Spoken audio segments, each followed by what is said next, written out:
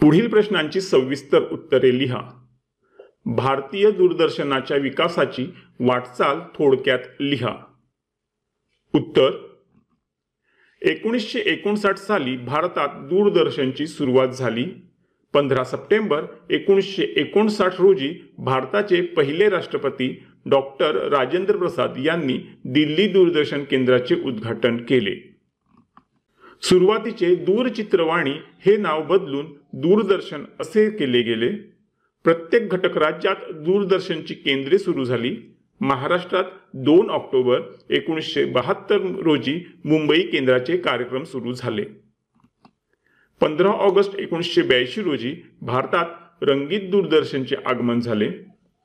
1983 मध्ये राष्ट्रीय प्रक्षेपणाला सुरुवात होऊन दूरदर्शनच्या डीडी मेट्रो, स्पोर्ट्स, न्यूज इत्यादी वाहिन्या व 10 प्रादेशिक वाहिन्या सुरू झाल्या। आतापर्यंत केंद्र सरकारचीच मालकी असलेल्या या क्षेत्रात खाजगी वाहिन्यांना परवानगी मिळाली। 1991 मध्ये परदेशी व भारतीय खाजगी वाहिन्यांना केबल तंत्राच्या माध्यमातून कार्यक्रम प्रक्षेपित करता येऊ लागले।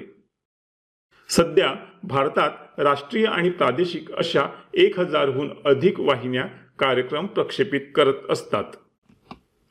खेळ, बातम्या, गाणी व चित्रपट, धार्मिक व मनोरंजनपर कार्यक्रम अशा विषयांना वाहिलेल्या स्वतंत्र व विविध भाषांतून चालणाऱ्या वाहिन्या 24 तास कार्यक्रम प्रक्षेपित करीत असतात।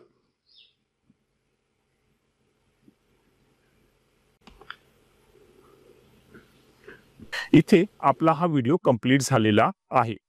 तुम्ही आपल्या चॅनलला आठवणीने सबस्क्राइब करा, ह्या व्हिडिओला लाईक करा आणि ह्या व्हिडिओला तुमच्या मित्रमैत्रिणींसोबत शेअर करा आणि कमेंटमध्ये लिहा श्री स्वामी समर्थ।